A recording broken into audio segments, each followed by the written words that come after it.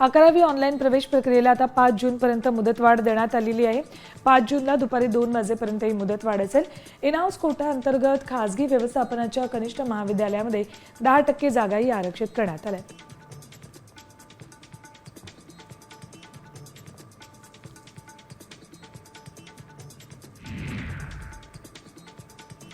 IRCTCद्वारे सोलापूर आणि मडगावमधून अष्टज्योतिर्लिंग श्रावण विशेष यात्रा सुरू करण्यात येणार आहे। ही यात्रा पर्यटकांच्या खिशाला परवडणारी असून त्यात आरामदायी सेवा मिळणार आहे।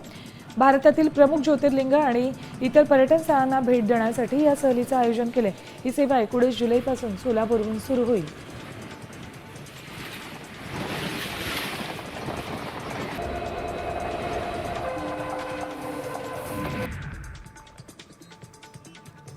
ठाण्याच्या काही भागांमध्ये 4 जूनला पाणी पुरवठा बंद राहणार आहे। ठाणे पालिकेच्या टेमघर जलशुद्धीकरण केंद्रात बुधवारी अत्यावश्यक देखभालीची कामं होत आहेत। याच पार्श्वभूमीवर ठाण्यातला पाणी पुरवठा बंद असेल।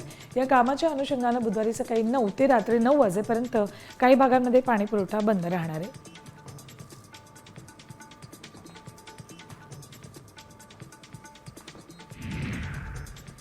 वारकऱ्यांचा एसटी प्रवास सुखद होणार आहे। राज्यभरातून वारीसाठी 2000 नवी कोरी लालपरी धावणार आहेत। MSRTCच्या ताफ्यामध्ये 9 वर्षांच्या प्रतीक्षेनंतर लालपरी दाखल होते।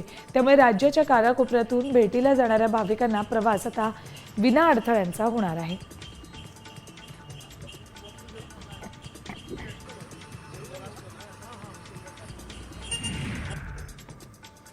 नीट पीजी परीक्षा पुढे ढकलण्यात आली, त्यामुळे 15 जूनला नीट पीजी परीक्षा होणार नाहीये।